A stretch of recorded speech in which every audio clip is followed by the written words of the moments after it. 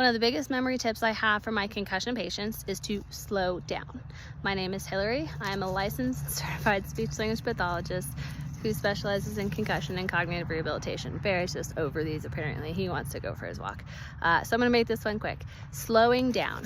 The whole reason why that needs to happen if you wanna actually have good memories is that before you even have memory, you have attention and processing.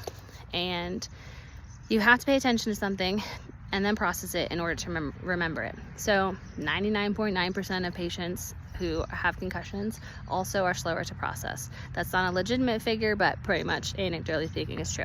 So if you are slower to process information and the world around you does not slow down and you continue attempting to do the same thing at the same speed you always have been, you will basically be forgetting everything you've just done. So if you've ever walked into a room and went, wait, why am I here? Or you've looked at your watch and said, and then had to look at it again because you just looked at it and then you went, wait, I forgot what time it was. That's actually attention and processing. You are not paying attention to it long enough in order to process what you just saw to then remember it.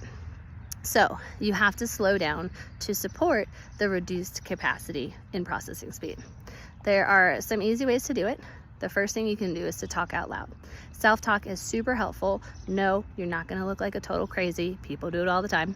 And if so, you can say this random person on TikTok and Instagram and YouTube told me that I can do this.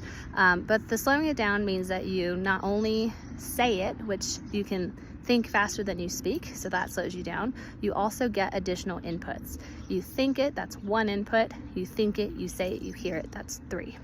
So that's a great option, just kind of talk out loud, narrate to yourself what's going on. Another thing that you can do is use some sort of visual, something like sticky notes or procedure lists for things that you already know how to do, looking at recipes instead of getting them straight from memory, making sure you put things by the door before you leave, watching the garage door close before you leave the driveway so that you remember that you closed it, those types of things. And then there's also something called a tactile cue, meaning something you can touch or feel.